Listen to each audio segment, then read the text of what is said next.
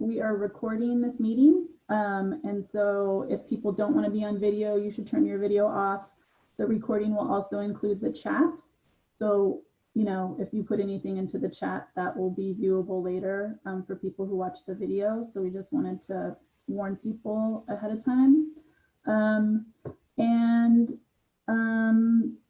We also are going to have a question and answer section. So if people do have questions, we'll have time for that. And you can also enter them into the chat once we get to the question and answer section, just so we can more easily keep track of them. And we'll have translation for folks who need it. So we'll keep checking in on that. And then also, you know, we just want to respect people's time and our presenters' time. And so if everyone can stay on mute unless you're speaking, and you know, if anyone is disruptive, then we'll have to remove them from the meeting. So just wanted to give a warning of that. And then let me turn it over to Catherine Tattersfield from West Valley People's Alliance, who is going to be our first speaker. Hey everybody, as Pilar said, I'm with West Valley People's Alliance. I do social media and organizing and help with the website. So if you're talking to us on Twitter, you might be talking to myself or Pilar, most likely. Anyway, we want to thank you all for joining us tonight, and for our friends at LA Tenants Union, especially Canoga Chapter, for sharing this important information with you guys tonight. We all know that we're here because of COVID-19 evictions and legal protections, but we also know that housing justice cuts a lot deeper than COVID-19, right? We want you guys to know that WVPA formed in response to systemic justice issues the pandemic really brought to the forefront. So we focus on grassroots organizing around issue-based committees on racial justice, housing and homelessness, and environmental justice and transportation. So this particular session came out of our Housing and Homelessness Committee that I'm a part of, but clearly it overlaps with racial justice and environmental justice, right? We know that tenants' rights issues are very personal to all of us. For me, I've been a tenant my whole adult life, and recently my employer cut my hours by 50% due to the virus. So I'm really lucky to have my job, but I'm also anxious about losing my housing, as I'm sure many of you are. And I am really excited to not have any more federal benefits. So it's going to be a lot more fun for everyone. Anyway, we hope this session empowers you to fight for your rights, and that you see that together we do have power when we organize, right? We're going to see a lot of examples tonight of how tenants have pushed back and they have retained their housing as a result. So that's really what we want you guys to get out of this, is to know that you can be one of those tenants and that you can help tenants in that position, even if you're not a tenant yourself. So we hope you'll join us in the movement for justice in the San Fernando Valley, and take it away.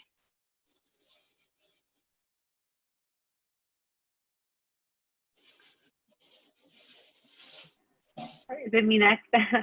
Hi, my name is Natalie Medina, and I'm an attorney with the Eviction Defense Network. We work on representing tenants who are facing displacement, potentially homelessness, and trying to keep people in their homes. And I am also a solidarity attorney who works closely with the LA Tenants Union, and I am also born and raised in the San Fernando Valley, and Winnetka is home. So happy to be here. And good evening, everybody. My name is Carla Orendorf. I'm a teacher and a proud member of the Canoga Park local chapter of the LA Tenants Union. So for those that don't know, the LA Tenants Union is a diverse group of tenants from all over the city who organize in local chapters across our neighborhoods.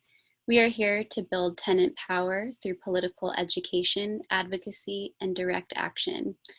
We definitely turn up against bad landlords, and we understand that housing is a human right and are willing to fight for it. Are we in the presentation mode? Okay, just wanted to get that going. Awesome. Okay, so welcome to Building Tenant Power to Defend Our Homes. The way this is going to go is we're going to we're going to be going over your emergency tenant protections under COVID-19. And we're really lucky to have Natalie Medina here to help answer some questions and go over common concerns that tenants have. We're going to take a little break, and then we're going to jump into a discussion on eviction defense and some of the things that we've learned through LATU. It's not an extensive training, it's more of an exploratory conversation.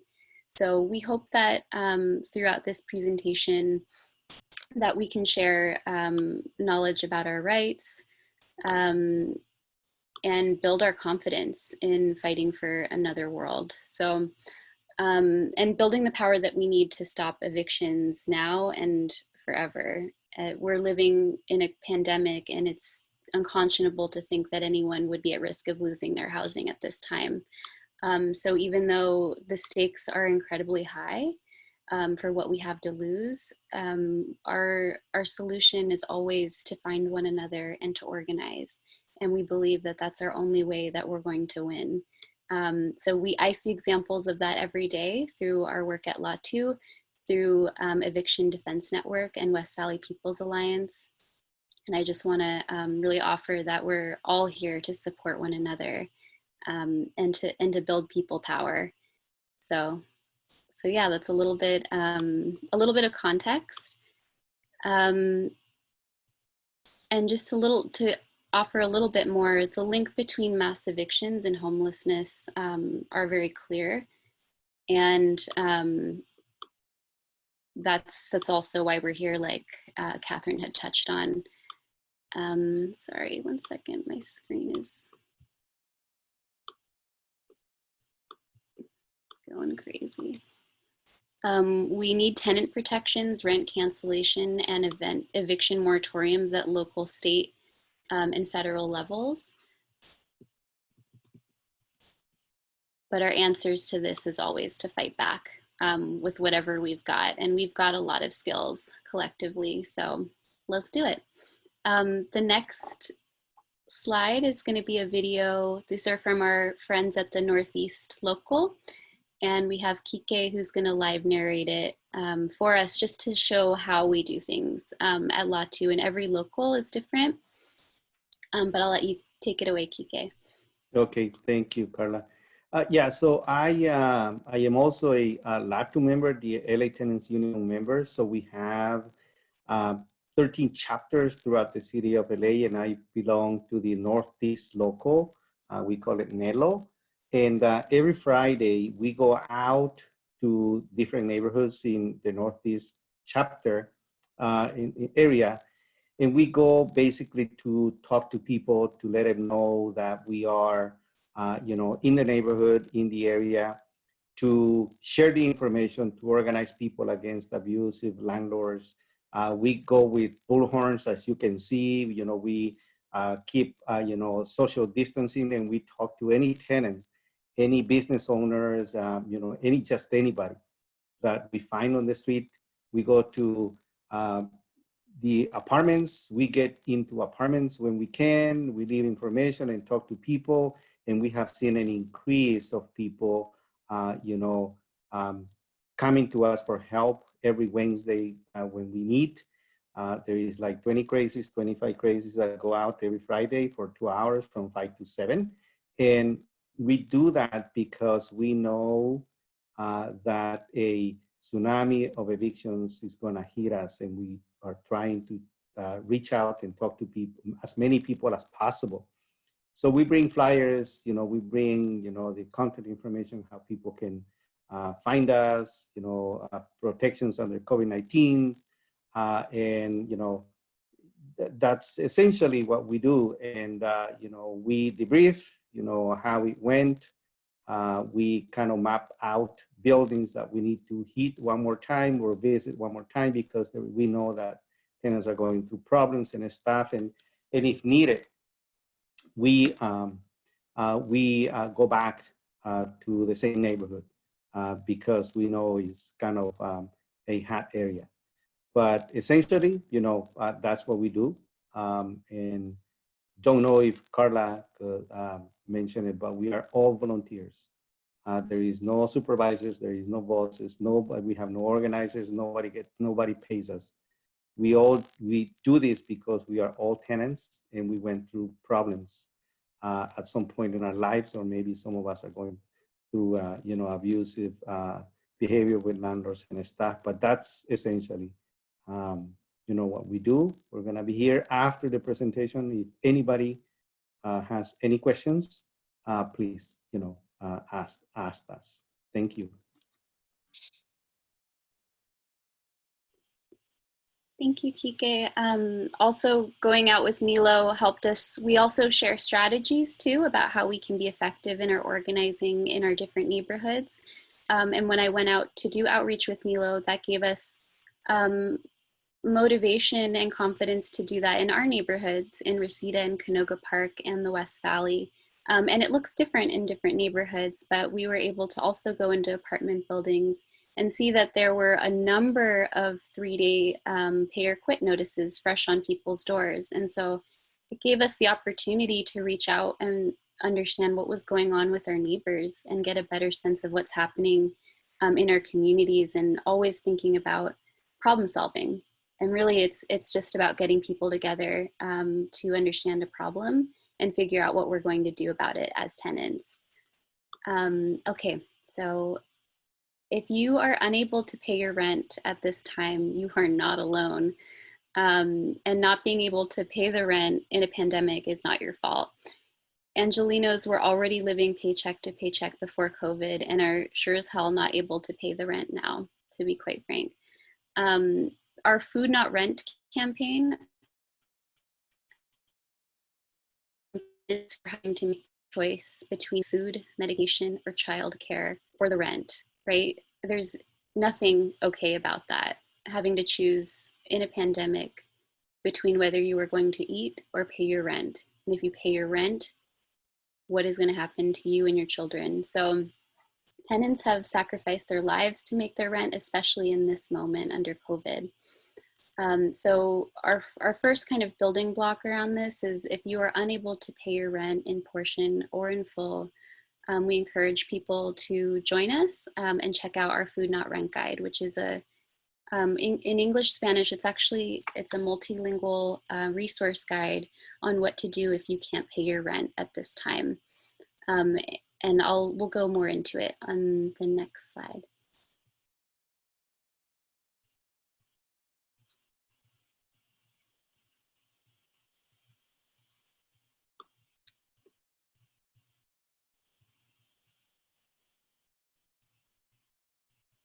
If you could go to the next slide.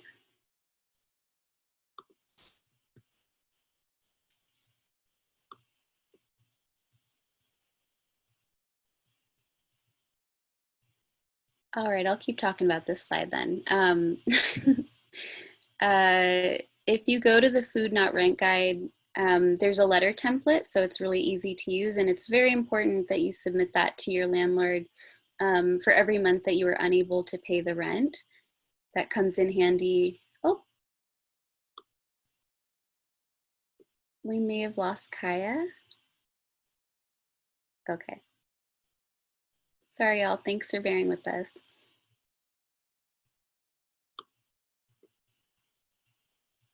Okay, cool. So we're now going to go over some emergency tenant protections under COVID-19. So you may have heard it described as an eviction on moratorium. So we want to just go over this information, intentionally and together, just so we all understand what are the current tenant protections at this time. So if you have been impacted by COVID-19, you do not have to make rent payments at this time. Tenants have 12 months after the emergency period ends to pay back their rent. You don't need to show the landlord proof of hardship at this time, but it is really important, like anything, to keep this for your own records, because you might need it if you end up going to court at a later time.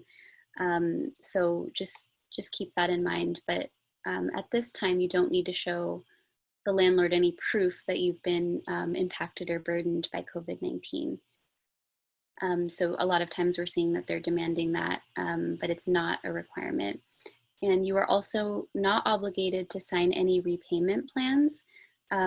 Very quickly after these tenant protections came into place, landlords were very quick to draw up repayment plans for tenants. And I mean, probably not ever are these repayment plans in your best interest, and you can waive your rights. You can waive your protections in signing these. So always just be very mindful of that, and you are not obligated to sign them at this time.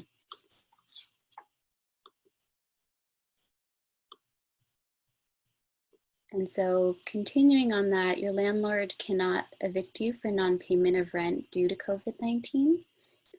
And eviction is a legal process that must be summoned by a court order.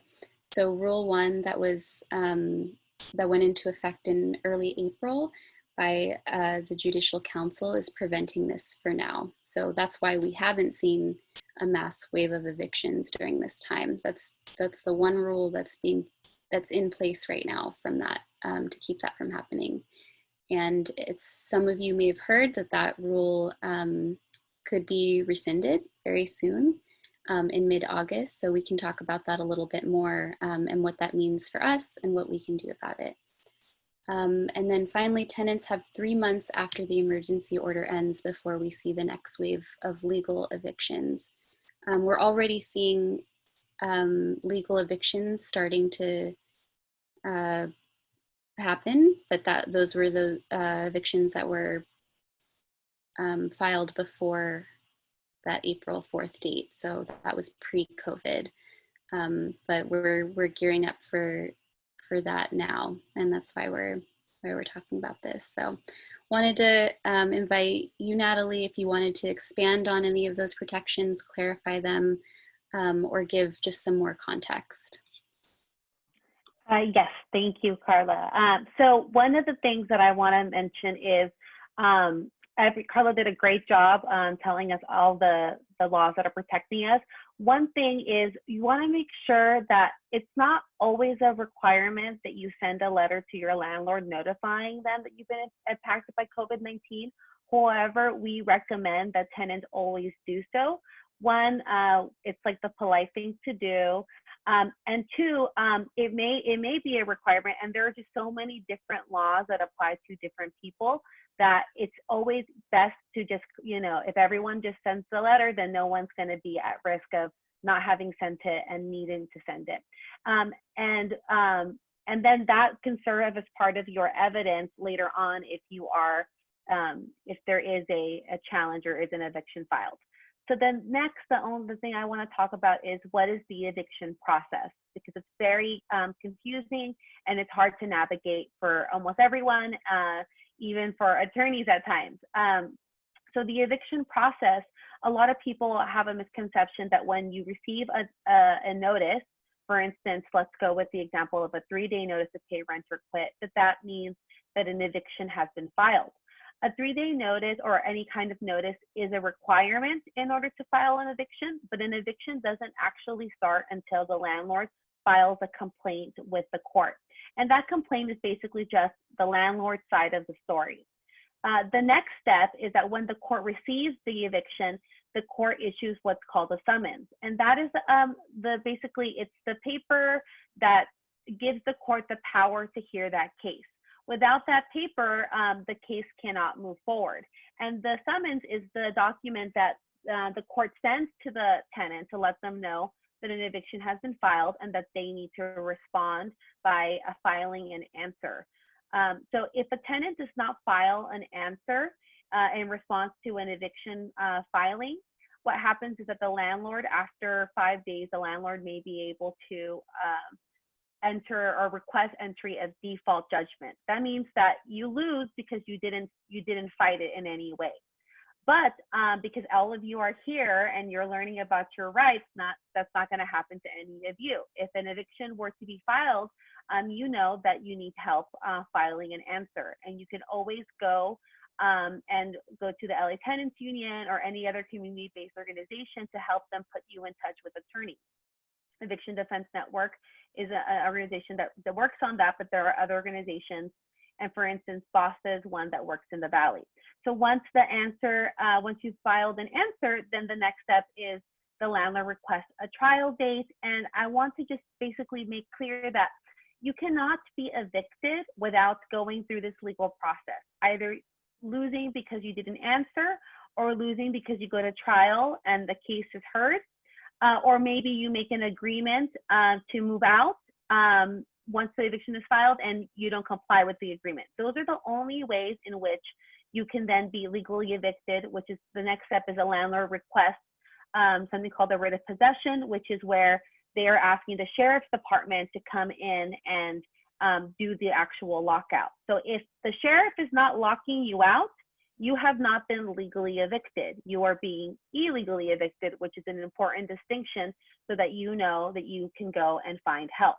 And that's basically the eviction process. And there'll be an opportunity later on to ask questions about that. So if you have any of those questions, write them down so you don't forget. And I'd be happy to clarify any aspect of that. So with that, I will hand it over back to Carla. Awesome. Thank you for walking us through that, Natalie. It's really helpful. It's helpful to know what that is so that like you can anticipate that, and the more information, you know, the less. I mean, it's stressful, but it gives you a sense, you know, of what the process is and walking you through it. So we're going to go to the next slide on a lot of general questions that we get from tenants who come to our meetings. A big one is, what do I do if I'm being harassed and the landlord is threatening to evict me? So because we have these protections in place, because tenants don't owe the rent if they've been impacted by COVID-19, we've seen a really, I mean, landlord harassment has always been an issue, but we've seen a huge increase in the severity in that, and it's really scary. So you know, a lot of our questions are about harassment. So what do I do? There's a lot of things to be doing. I think Natalie and I will tag team on this answer, but we really encourage people to build a case for themselves, document everything that happens in a log with date, time, and what happened, to take photos, establish proof of tenancy, make sure you have your paperwork in order, rent receipts, and we really do encourage written correspondence with the landlord so that there's proof, right? You're building that case for yourself, and that also that they don't let you assert your boundaries with them, because landlords can be really, you know, if you don't know your rights, like they will trample them. And you do have rights, and you do have boundaries that you can set with a landlord. And so you can, you know, when you correspond with them, if it's either through text or email, but written is preferred in some way or another, so that there's a record of it, and that you can document everything that's happening to you. So that's just the first thing, just getting that in order. But we really encourage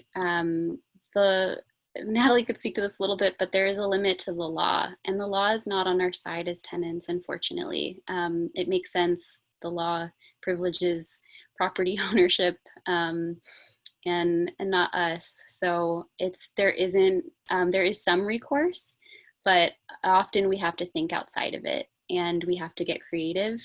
At our meetings, we can do things like if the landlord is bothering you and won't stop, we can all call. We could show up. Like, you know, the possibilities are. That's something you can, like, that's part of what the magic of LATU is. Like, we come together and we support a tenant when they're facing an issue. So I'd offer that just as a chapter. And I would say, like, the locals have gained a lot of experience in like what to do when you're being harassed. So use LATU as a resource for that. Is there anything else you want to add to that, Natalie? Sure. First, I want to just check in to make sure that no one needs Spanish interpretation. Nomás quería chequear si alguien en la llamada necesita interpretación o traducción en español. Si necesita, por favor, ponga el mensaje en el chat o si nos pueden avisar de alguna otra manera. Give it a moment there. Okay, not seeing too much of a response. I'll just continue. So to add to what I was sharing about harassment, I mean, she's just like dead on right. So there is a total gap between the law and justice, right? People come to me all the time as an attorney and they want solutions to the problems. And I can tell them there are all these laws on the books that are protections for you. The problem is that there's no enforcement mechanism other than relying on an attorney to file after the harassment, right? But what people want is they want the harassment end. So in that respect, I kind of have to sometimes be the bearer of that. But on the other hand, it's not bad news if you look at it through a different perspective, which if you harassment to stop, what you have to do is organize, right? And the limits to what you can do to end harassment is just your creativity, right? And so unfortunately, you know, the laws that exist don't do enough and don't go far enough. So you can organize your building. You can do collective actions. You can start by doing phone calls. You can write a letter to landlord. You can notify your legislators, city council, state assembly member, and you can also, you know, hit the streets and protest and demand, you know, better protections, right? That's every single law that we ever got that helps tenants came through a campaign of some way or other of tenants finding their voices and fighting for themselves, because you know what, the owners have a lot of money and power, but there are more of us than there are property owners. So it's just I've seen LATU do incredible things by organizing. There are all sorts of things that we thought we could never do that, and then LATU gets out there and they move a tenant that was illegally evicted back into their home, right? And that's what can happen, right? And as an attorney, sometimes we think, oh, there's not so much you can do, and then you find out, whoa, they just did that. So that's what you have. It's just yourself and your neighbors and your friends and just reaching out to each other, and you've already all started by being here. So that's my bit on harassment. I'll turn it back over to Carla. Hell yeah, Natalie. Okay, let's go on to the next question. Sorry, my stuff is skipping around. Okay, great. So, well, not great, but what do I do if I receive a 3-day notice to pay or quit? Which is a big question and needs clarification. So first, I want to say, don't be scared. If you receive a 3-day notice to pay or quit, it's not just pay or quit. You actually have another choice. You can pay the rent, you can leave, or you can fight it, right? And fighting can look a few different ways. Fighting, it can mean this, and if this is under COVID, if it's for a COVID-related reason, you can send a letter to the landlord that they have to rescind that, and it's illegal if it's COVID related, as to why you have not paid your rent, right? Because you have 12 months to pay it back. So that's really important to know, and it's why that, going back to that letter, it's important. It's not required, but it helps to establish your case. So often these 3-day notices to pay or quit, it is the start of the eviction process. But it really is the landlord testing you to see if you'll go on your own without them having to use any of their resources or spend any of their money. So we really, like, it's a test, and we want to encourage people to fight back, right? When you know your rights and you're an informed tenant, you can push back on the landlords, and this is one of those ways. So the term had been used, don't self-evict. So self-eviction, right, is any time It can be the landlord taking it into their own matters and evicting you. It also means you evicting yourself because you were, I mean, it's scary. It's scary to receive these notices, so we're not downplaying that in any way. The stress can't be like, you know, it cannot be downplayed, but you're not alone. You're not alone in any of that. And that's another thing that like many of us have faced, and we've seen it through the other side. So don't self-evict is probably the takeaway of this. Like, knowing, if you know your rights, like, and you know that it's a process, like you don't have to leave, like you don't have to lose, like give up your housing. Yeah. Is there anything you want to add to that? Sure. Yeah, I think I would just add, you know, everybody here is already taking that first step of connecting with your community and understanding your rights. So if you get a 3-day notice, you know, don't panic, right? Take a breath, and then go to all the resources that you have, right? You have your group, you have the West Valley People's Alliance. Yes, the West Valley People's Alliance. I have so many acronyms in my head. The West Alliance, you have the LA Tenants Union, you know of the Eviction Defense Network, you have the resources available to get the help you need. And I also just want to remind people that this eviction process, the legal process, it's a long process. It takes months pre-COVID-19, and it takes even longer now because of all of the restrictions on distance and all of that type of stuff. So, you know, just know that you have time to plan out your next steps and to find the resource you need in order to, you know, come up with that plan and get the help that you need. So that's what we mean by don't panic. It's very scary. It's a very scary situation, but everyone here has the resources at their disposal to be able to come up with a plan and not this happen to you, but fight it on some level. Thanks, Natalie. And so finally, what do I do if I have been locked out or evicted? So just to remind you of like what is happening that's illegal here before we get into what you can do. It is illegal for a building owner to remove your property from your unit, to shut off your utilities, to change the locks, to enter a unit without 24 hours notice, to threaten to call immigration authorities on a tenant, or to otherwise threaten and intimidate you from leaving. These are all things that have happened that we've heard about that are honestly like not that uncommon, and they're absolutely illegal. If this happens, you should document with time and date, pictures and video if possible. And if you've been locked out or evicted illegally by your landlord, please get in touch with LA Tenants Union and EDN, Eviction Defense Network. Get the help that you need. We really care. Like, this is not acceptable. So yeah, I also just wanted to say, like, we're going to talk about legal versus illegal lockouts in the next section. So yeah, we're good with that.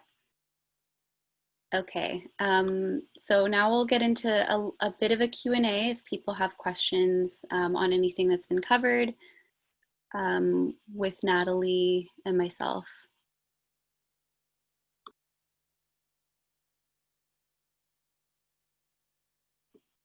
And the way we can do this is, we're 40 deep nearly, but like I think we can, do they have the ability to unmute themselves? Everybody should be able to unmute themselves if they want to ask a question. Okay, awesome. Or they can put it into the chat too if they don't want to unmute. Hi, so my name is Alyssa. I actually kind of missed what you were saying about the eviction process. What is the first, like, when is a 30-day notice some type of like portion of that process at any point?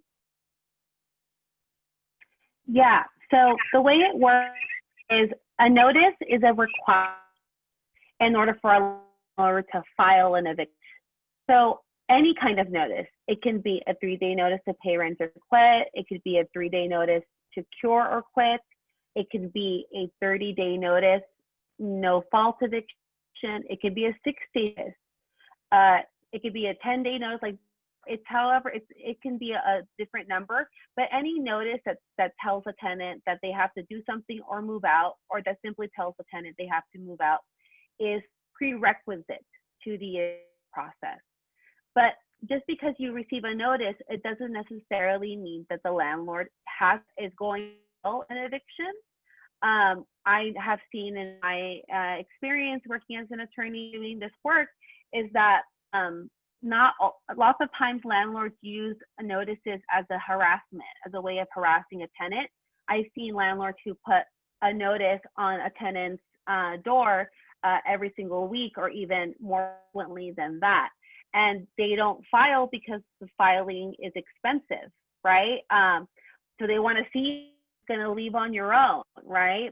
And when they see that you haven't, then maybe they will file. So that's why if you receive a notice, we also want people to be scared, because it doesn't necessarily mean that an eviction is going to be filed and it's going to start the process, but it is needed. If a landlord never serves you an eviction notice, then they're not supposed to file an eviction. That doesn't always stop some landlords file an eviction, and the first tenant never realized there was this notice. It was when get the eviction filing. So that's what we mean by that. Gotcha. Thank Annie? Hi, yeah, this is Annie Sheher from LATU East Hollywood. So I don't want to scare people, but I had a situation a few years ago where I got a 3-day notice on my door, and then apparently the on-site manager was actually stealing mail. So I never got, I guess the court had sent me like 3 letters to appear, and I never got a single one of them. And then the next notice I got was the sheriff thing on my door. So I don't want to scare anyone, but just know that if your on-site manager, like if I live in an old building, so our on-site manager has like a key to the mailbox that opens up like a wall of mailboxes. So like the post office or the USPS can put like packages behind that gate. So if your on-site manager has access to your mail, that might be a possibility as well if they're like really trying to get rid of you. So there are ways to deal with that. So if you suspect that the manager or the landlord is stealing your mail, then one thing you can do is you can call the court to check if a eviction has been filed. That can be kind of burdensome. So when a tenant is really worried about that, we tell them to call once a week to see if there's been a filing. If you suspect that the landlord is stealing your mail or tampering, you can get a PO box. That can be an extra cost that not everyone can afford, but it's something that people do when needed. And also, if you never got served the notice and you never got any of the court papers, and you received the notice to vacate and it's a big surprise, that doesn't mean that there's nothing that you can do. If that happens to you, you can go to LATU and they can put you in touch with an attorney. And what you can do is you can file something called a motion to set aside default judgment. But what you want to do in order to have that motion be successful and be able to fight the eviction is you want to have documentation or proof that that's what's happened. So if, for instance, if you feel like the landlord is stealing your, like for instance, I've seen cases where tenants, the mail does get stolen and people have broken into the mail and you can see that the mailbox is broken, or you can see that the key doesn't work. Photograph that, right? If you're concerned about that and you've lost mail, maybe sending a letter to the manager that you've kept the record of to establish that this is something that you were worried about. And if you have a PO box, show at what point you. But I also don't want to scare people. That does happen. It totally does happen, and it's not rare as you want it to be. But most of the time, that happen, and people tend to have sometimes signs, like for instance, knew that the manager had the key, or little clues that you have before you start getting worried of that being a problem. And you can send them a notice saying tampering with the mail federal crime, and sometimes that can scare, especially managers, away from doing that type of thing. Okay, we have a resource from Leslie. Why aren't you talking about free legal services? Neighborhood Legal Services has a Pacoima office. EDN is not the only. That's an awesome suggestion. Neighborhood Legal Services in Pacoima. If you want to say more, Leslie, go for it.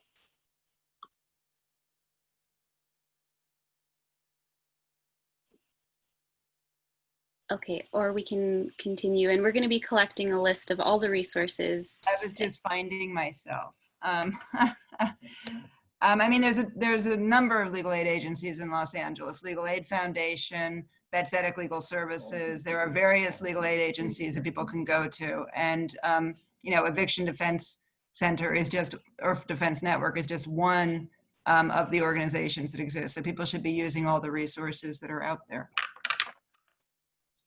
Yeah, that is exactly right, Leslie. There are a lot of resources out there, and a lot of agencies help people for free. Actually, Eviction Defense Network will be starting to help people for free also. We're a nonprofit, and we work on a sliding scale fee model. We're trying to close the access to justice gap by providing services to people who can afford to pay something, and in order to reserve the free services for people who really cannot afford to pay anything. Also, some of these organizations like NLS and the Legal Aid Foundation of Los Angeles have certain restrictions. For instance, they keep people that are undocumented and things like that. And organizations like myself and like BOSTA and Inner City Law Center and Bethesda are organizations that don't have restrictions. There are so many places that you can go to, and Eviction Defense Network refers to those places also. So yeah, there are so many places, and it's great to do your own research on that too.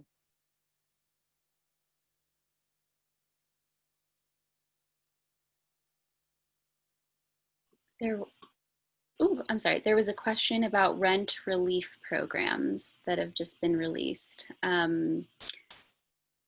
My own perspective on this is that these, like, for sure apply, try to get in there. I know it was most people we know that did apply couldn't even get their foot in the door, so to speak. So they're very limited, like the city's response is usually limited, but I'd say we always encourage people to apply for them, but it doesn't nearly cover what people need. And it also, rent relief programs go into the hands of landlords. So that's my understanding of them.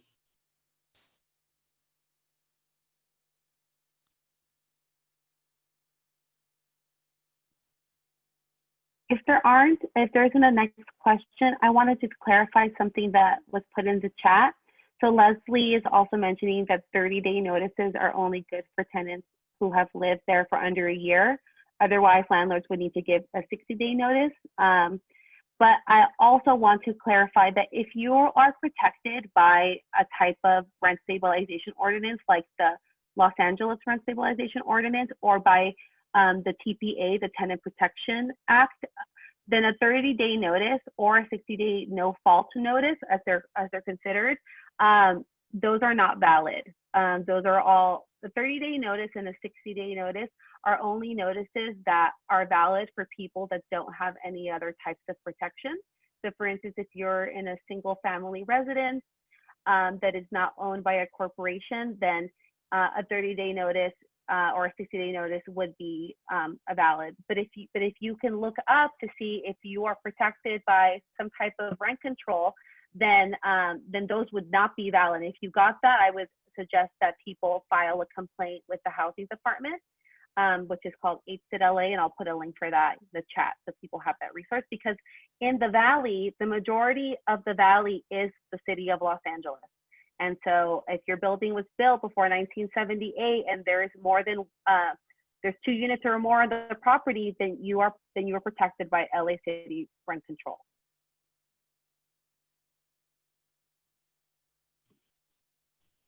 Okay, thanks. And another resource on the list, so we can include that, free legal protection and advocacy for people with disabilities in California. Awesome. Thank you, Hector. We can add it to our list. We're gonna go, unless there's any other last questions, we're gonna move on to the next section.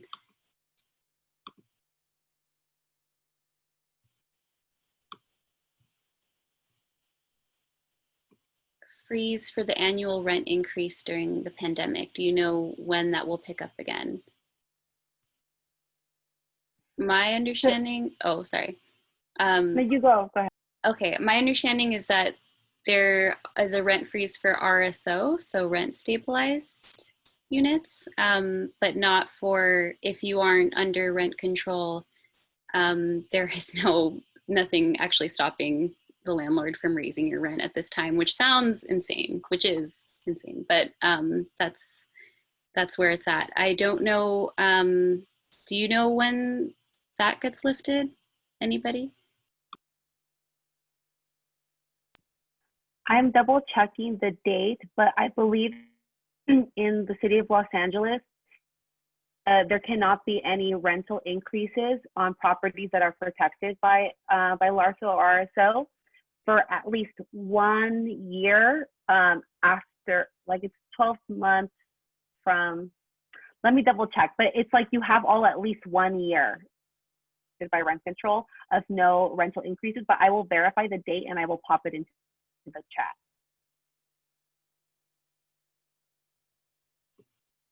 Leslie's on it. 12 months after the emergency period ends.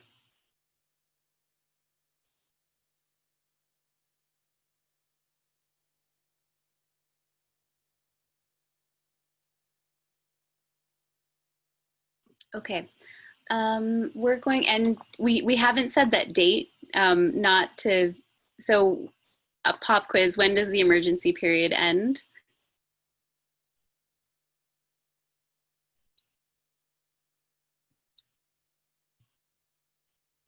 Anybody?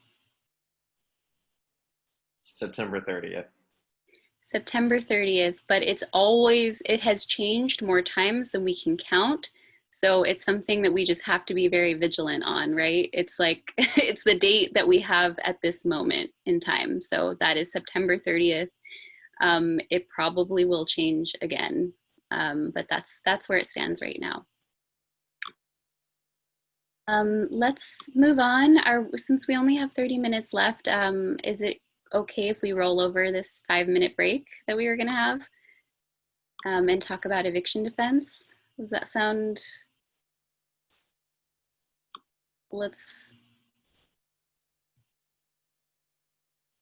power through. Okay.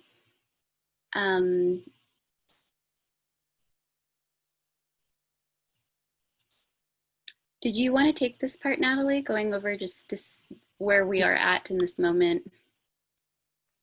Yes. Okay. So as I mentioned before earlier, I touched on it, was that the only way that you can be legally evicted is if it's with a sheriff's notice to vacate, right? If you have not received the sheriff's notice to vacate and it's not the sheriff who is doing the lockout, then you are not being legally evicted. Any other than that is an illegal eviction, right? So what can you do during if you're being illegally evicted?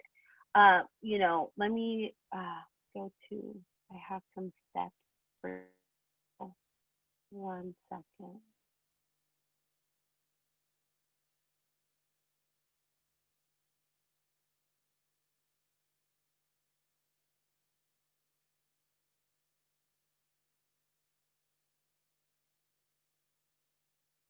Okay, so one of the first steps that you can take when you're being illegally evicted, and again, as Leslie mentioned, we're not the only resource, but send an email to askanattorney@edn.la.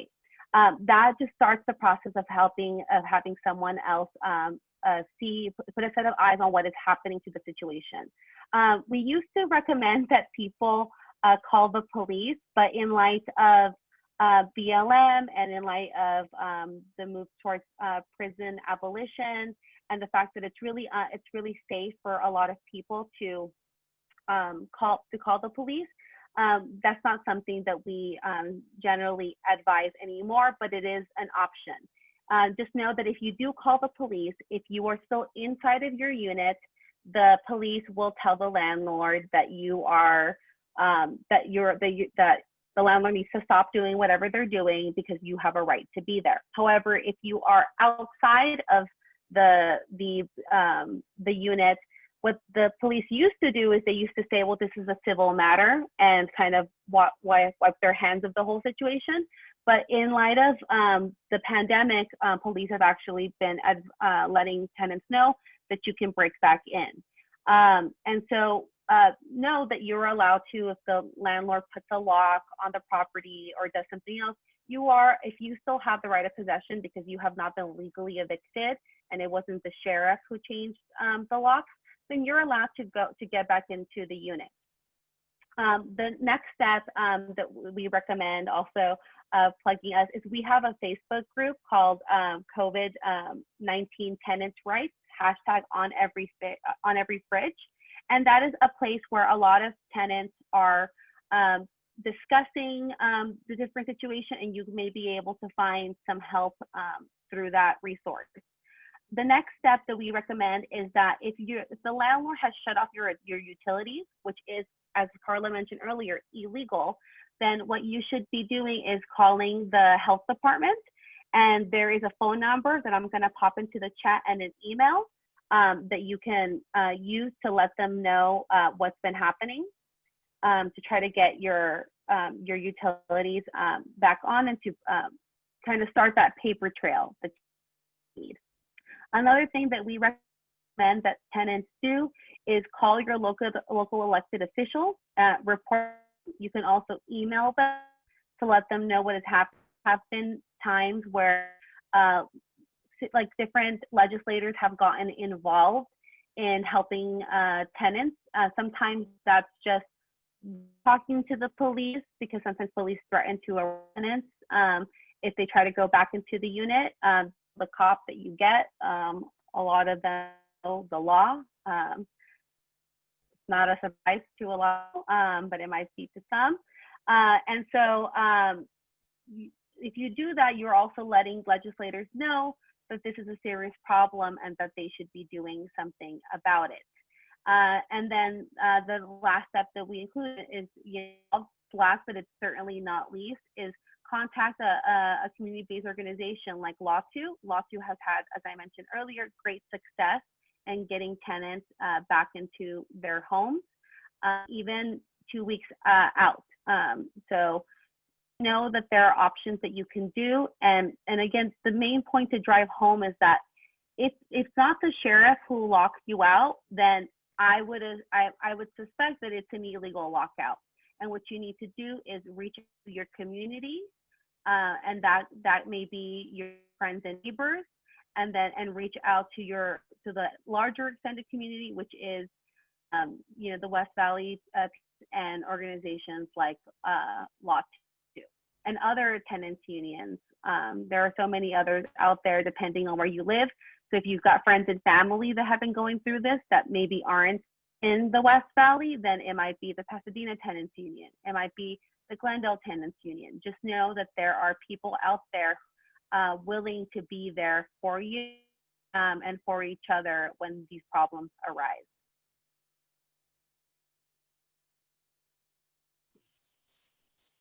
Awesome, thank you, thank you. So we'll go, next slide, please. So while legal at this time, this hasn't stopped landlords from forcibly removing tenants from their homes. What does an illegal lockout look like, and how do we as a community respond to an illegal lockout? We're actually not going to show this video because we are recording. But you could see from that, I'm cool with you showing the cops because they were unmasked, and like Natalie was saying, there was an incredibly aggressive response when the police came. It escalated when they came, and it gave us information about, you know, even though these are illegal, the response is really heavy-handed, and we were, you know, made to feel criminalized for what we were doing, even though it was asserting a tenant's right to return home, even though the violation had been against the tenant. So in responding to it, I just wanted to say that like the escalation happened when the police showed up, and it's an important thing in thinking through these, like our response to these illegal lockouts and what will be legal evictions. The role of the police is something to consider as groups of people who trust each other and are working together to clarify your positions. Because many people have historically never gone to the police for answers, and we support that in our organizations, but we also know it can do a lot of harm for us. And so people are making those decisions now. If you want to go to, oh, is that the next slide here? Okay, so what is the best kind of eviction defense? Like we mentioned, getting organized with your neighbors and joining a local tenants union. So LATU has been building up a network that is now based in our locals on how to respond to evictions that are happening in our local areas. And really it's problem solving and strategizing together, building people power, getting training that we need, and building our confidence to be able to respond to them. So even though we've learned some things along the way, it really is doing the work that has taught us what we've learned about them. So if you want to go to the next slide, just some thoughts and what we can learn from rapid response, which has been what LATU has done when tenants have come to us and have tried to seek out help either from the police or from nonprofits, and people will say, oh, it's illegal, but there isn't anything we can do. We as an organization took it upon ourselves to do something about that, knowing that we were in the right, like Natalie said, to do something and to support tenants, and that we're willing to and always down to support tenants no matter what. So rapid response works best when we always have, when we already have networks of neighbors and community members checking in on each other, and that it comes from organizing. So pre-existing relationships where we know where tenants are and we understand the escalation that had led up to an eviction or a legal lockout, an illegal or legal lockout. And so one of the things we've learned from these rapid response is that it's very important to have as much information as you can before just showing up. We are developing intake, which is just a set of questions to help us gather information about each situation, which are all different. Even though there's some things that look the same about them, they all have their own variables, and every tenant is dealing with a number of situations that might have led to that. So it's also important to know our tenants' rights and to know one another. Showing up to, say, for example, a politician's house versus in order to protest is very different from showing up to a tenant's home for an eviction defense. So it's just really important to clarify like the goals and like the different levels of escalation and what the risks are, and that when in terms of eviction rapid response to an eviction defense, centering the tenant's needs and what the goals are has been the most important thing in establishing what we're doing in response to it. So that and that requires trust and a working relationship with the tenant and an understanding of what they need to get out of this, especially if they have children, but, you know, just being really sensitive to the fact that this is, it's such a violation of your everything, right? And I will say the first time I participated or approached one, like seeing people's like things outside, just thrown outside their home, like it's a radicalizing thing. You're just, it instantly makes you realize like there's nothing just about this, and this is we right the wrong, and that's it. So I wanted to say that, and also emphasize that everyone can play a role, and there's something that everyone can take part in. So knowing your strengths, one thing that we've learned is that community outreach plays a huge role in informing neighbors that an illegal eviction is place, and to encourage them to participate. And always creating, as organizers, we always want to create avenues for participation for people. We've seen neighbors cheer when cops have left in the case of tenants in South Central and North Hollywood, and pretty much actually almost everywhere. We've seen examples of neighbors sharing their electricity with each other when one tenant had theirs cut off, and bringing people food. So these are examples of ways of restoring the care that may have been broken from just being individualized and not being connected. And so this is a way of restoring that connection and showing up for people, but it's something we can do generally in order to build networks of that, so that we don't lead to an eviction. Everything that goes into that are things that we can be doing now, and just understanding and checking in on our neighbors. Other roles include working with tenants to establish the goals, teams that do outreach, point person for media, someone who can talk to the landlord or diffuse the landlord as much as possible, art teams. There's more to say than we can cover here, but tenant unions and LATU are a great point of contact to get involved with these efforts and just to learn how to more meaningfully engage in this work. And again, the most successful rapid response is based in existing organizing and relationships with tenants. Trust is probably the most important element in the success of keeping someone in their home.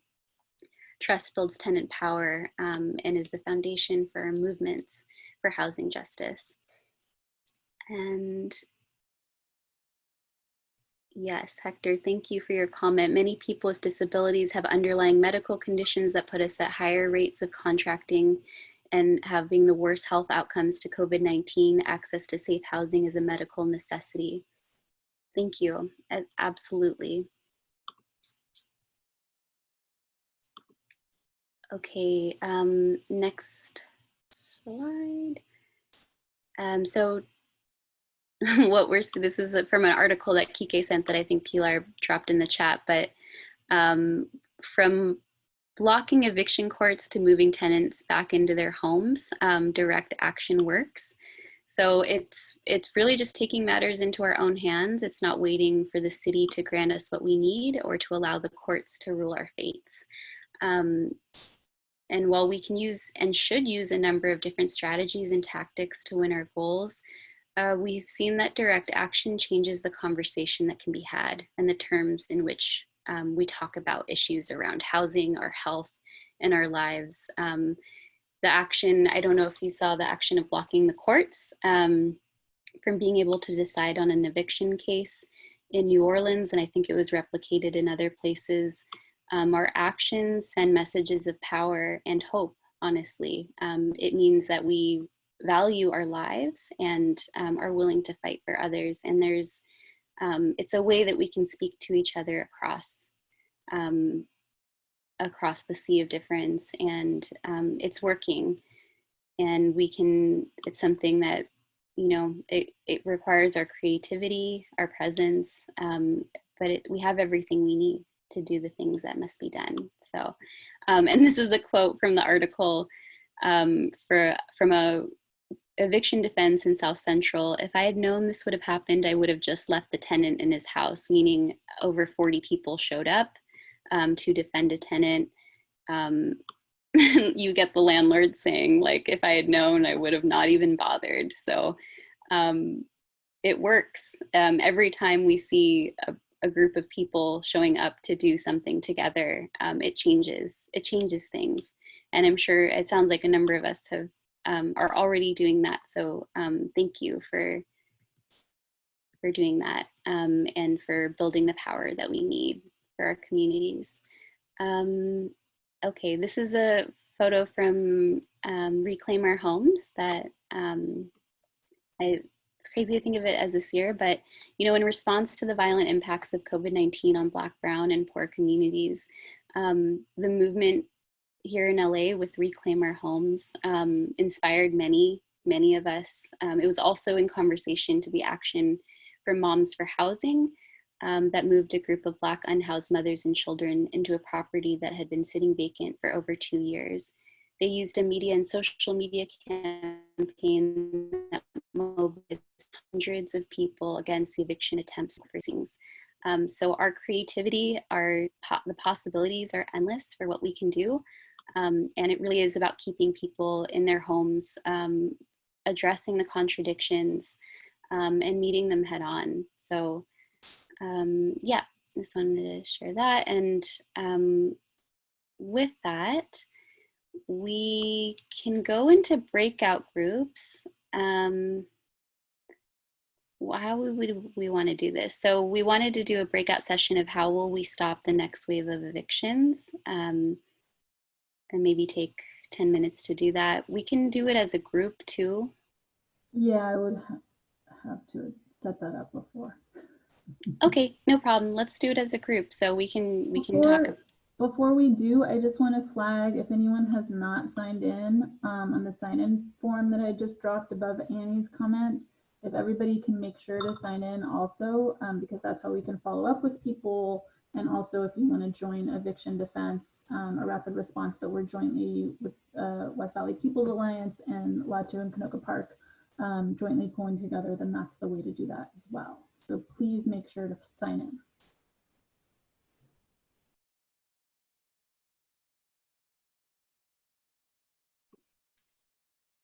Okay, so how will we stop the next wave of evictions? And we can, I think Annie modeled this for us, but we can do stack. So if you want to make a comment, just put your name down in the chat.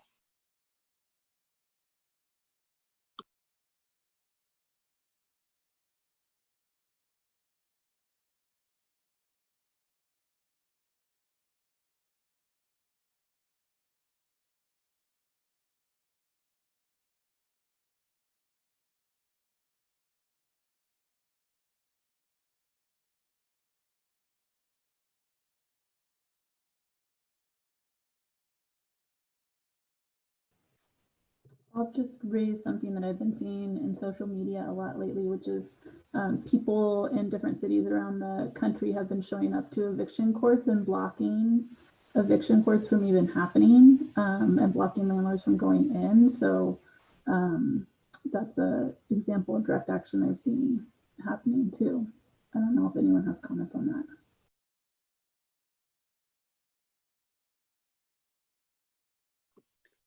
Blanca, go for it. Hey, so I actually I kind of had a question because we're seeing at a lot of these lockouts, there's a lot of tenant or harassment towards the tenant from the landlords, and we had talked a little bit about a harassment situation that had happened a few weeks ago in East Hollywood with a tenant that her landlord had come in and broken her window and had broken through her door, and we were trying to figure out whether or not we should even bother trying to get a restraining order. And I know that there was a temporary restraining order that we had gone through with another tenant at another point, which really did nothing. And the only thing that seemed to stop the harassment was pressure from LATU folks that were calling and telling the landlord to stop harassing, and then also going to the media. So I was kind of wondering, like, is there any sort of legal recourse that makes sense for landlord harassment? Or is it really just going to be us, standing in a community and saying, like, you're going to have to leave the tenant alone regardless of whatever the law says? I can try answering that since it sounds a little legal. So there are a lot of like anti-harassment laws that are on the books. And during the time of the COVID pandemic, there was the city of Los Angeles, it's called private right of action, created to harassment from landlords, just like serving notices on tenants when they are not supposed to. And so the problem with these laws that exist is that in order to be able to use them, you have to sue the landlord. And there are attorneys out there that take these on contingency, meaning that they do not charge the tenant up front. They just take a portion of whatever the tenant wins in order to pay the work. Because that's generally how it works. These tenants that do the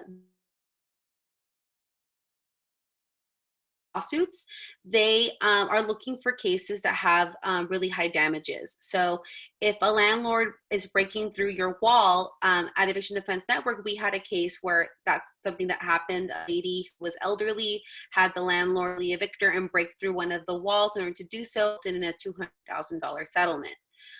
So that was really big, but most of landlord tenant harassment are going to have damages, because a lot of it is like pain and suffering. Like I can't sleep at night, I have severe anxiety, and those are damages that are hard to calculate. So it is really hard to get, it's not impossible, but it can be difficult to get an attorney to help represent you. That's why what we mean by, if you want landlord tenant harassment stop, you kind of sometimes have to go through other means in order to show them, because most of the time landlords, when they're harassing, they are assuming that the tenant is alone, right? A lot of times in a building, a tenant might be being harassed and the neighbors can see it and they can see that it's not fair, but the neighbors are afraid of stepping in because they're afraid of retaliation, that that they're going to be next, right? A lot.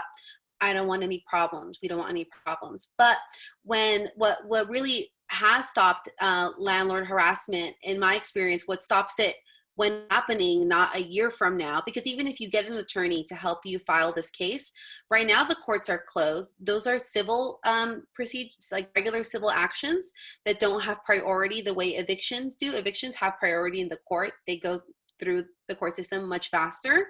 But a regular civil action is going to take like, a year or longer in order to be heard. So if you want the landlord harassment to stop, you kind of do have to organize and take direct actions. And like you mentioned, Blanca, sometimes just calling the landlord and showing them that the tenant is not alone can be enough to stop the landlord from doing that type of thing. So we wish the law could step in and do more for tenants, but they're not fast results. One thing that I will just add very briefly is that private right of action that exists, you can send a letter to the landlord, and sometimes sending the letter that exists for letting the landlord know that they're breaking the law. Sometimes that can scare a landlord into stopping the harassment because they think, oh no, this person might sue me. And so that's another thing that you can do to stop that.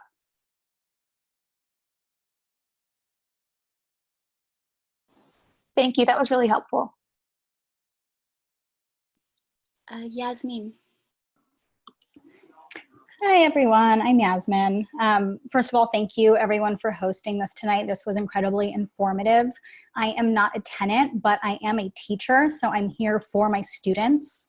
At the very beginning of the pandemic, when we were shut down, I had a lot of my students share with me that they were concerned about being evicted, and I think it's just taking on a new manifestation in the coming months with school school restarting, so they're going to face a lot more trauma. So I'm a firm believer in education and getting information out there, and I think this is probably the most crucial way of preventing homelessness and evictions, is just by getting the message out there and making sure that people know their rights and making sure that our tenants know their rights. So if there's a way for me to bring this to my school or to my students, or have another one of these meetings for people to get this information, I think that's probably one of the most important things and the best ways to get to prevent, rather than have to deal with it afterwards. Because I think a lot of what happens is we don't prevent evictions and we don't prevent homelessness, but instead we deal with the aftermath of it. So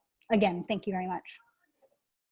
I'm happy to do a presentation. I'm also a teacher and would love to do a presentation with your students that's tailored just for them. I'm not sure where you are. I mean, I guess it doesn't matter at this point in time, but I'm happy to work with you on that. And our local definitely wants to create more educational materials because we don't know this information, and it's, you know, it's crucial because it actually can, like you're saying, intervene and prevent loss of housing right now. So everything we're learning, everything we're sharing, like we share with one another, and that's how we build a stronger community.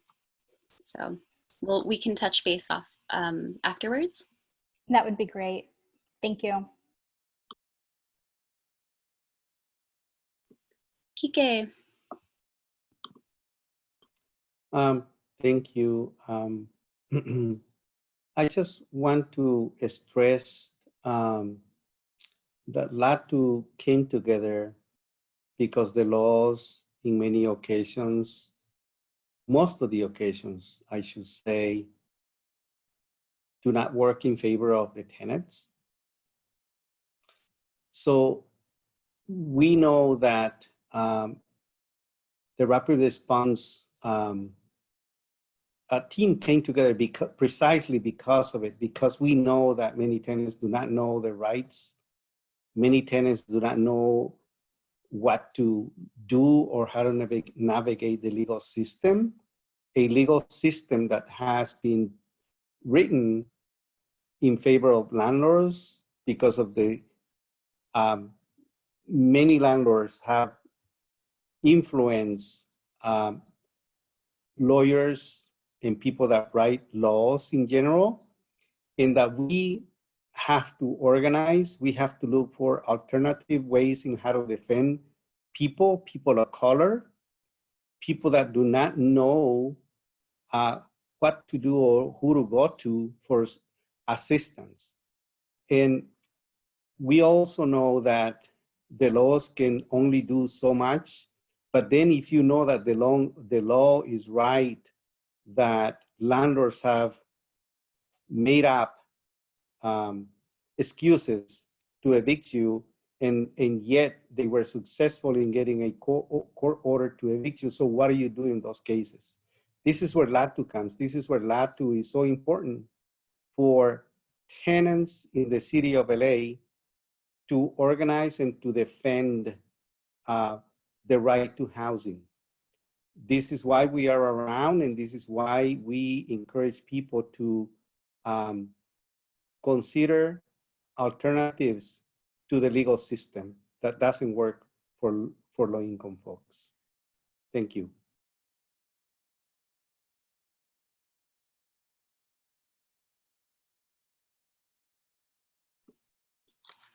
Thank you, Kike. That's everything.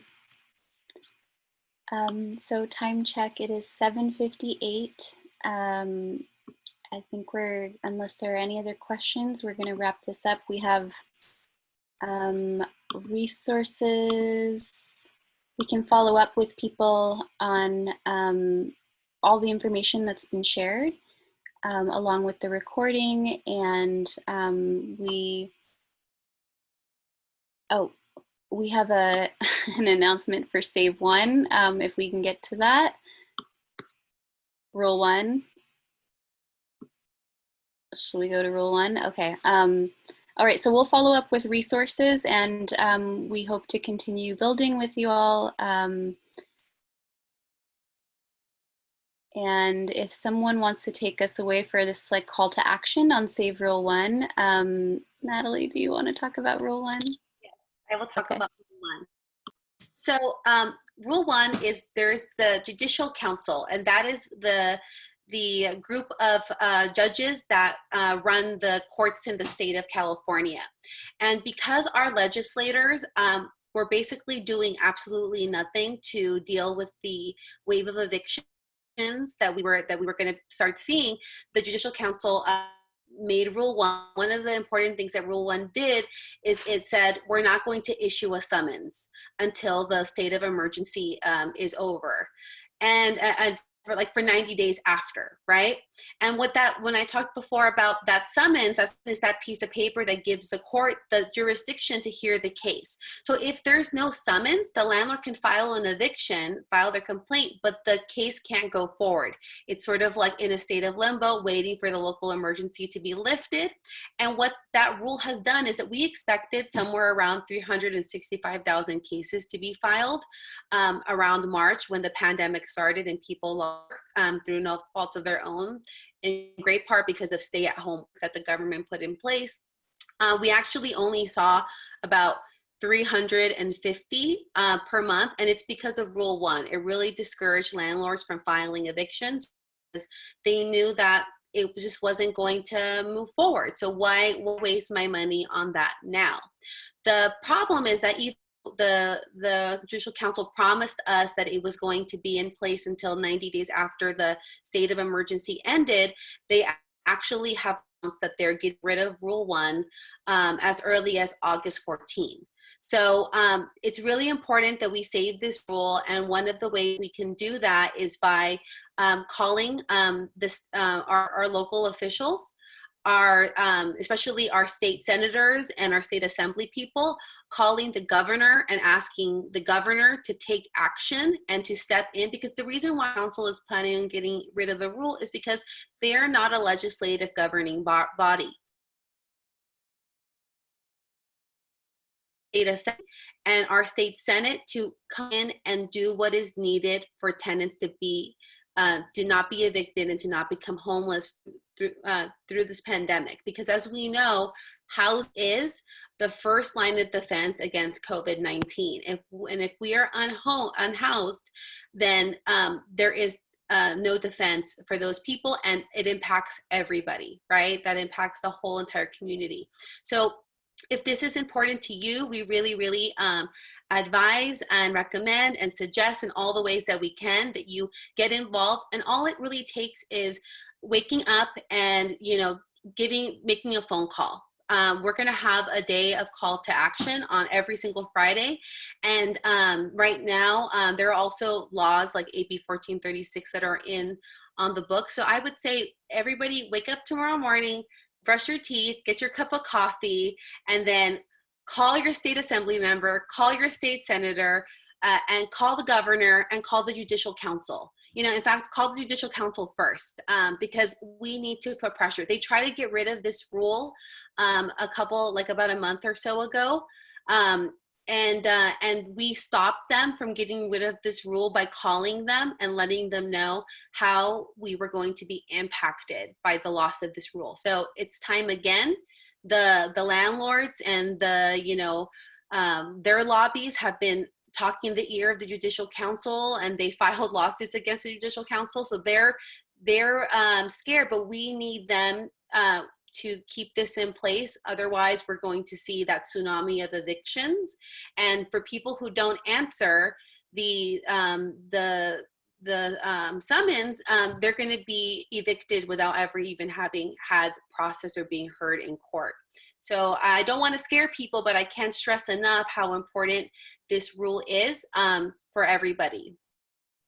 Thank you. Thank you for that piece. I'm not an advocacy person, and this one really has scared the crap out of me. It's so important that we fight for this. So thank you for that pitch. So we'll follow up with all that material. I'm going to drop our local Canoga Park. So if you are in the West Valley and you're interested and excited to organize with us and tenants and build stronger communities, we invite you. We're going to be doing outreach once a week, which is very exciting. And we have our meetings every first and third Saturdays of the month. So email us, sign in, and keep in touch. And join West Valley People's Alliance if you want to drop anything, Pilar. And if anybody else wants to add more of their resources. And it's 8:04 now. I just want to say thank you all so much for attending and making time. And yeah, let's do this for tenants. Let's do this for a real housing justice movement so that nobody ever loses their homes. Thank y'all. We'll be on for a minute or two after just to check in, but thank you, thank you. Thank you. Don't forget to sign in on the form.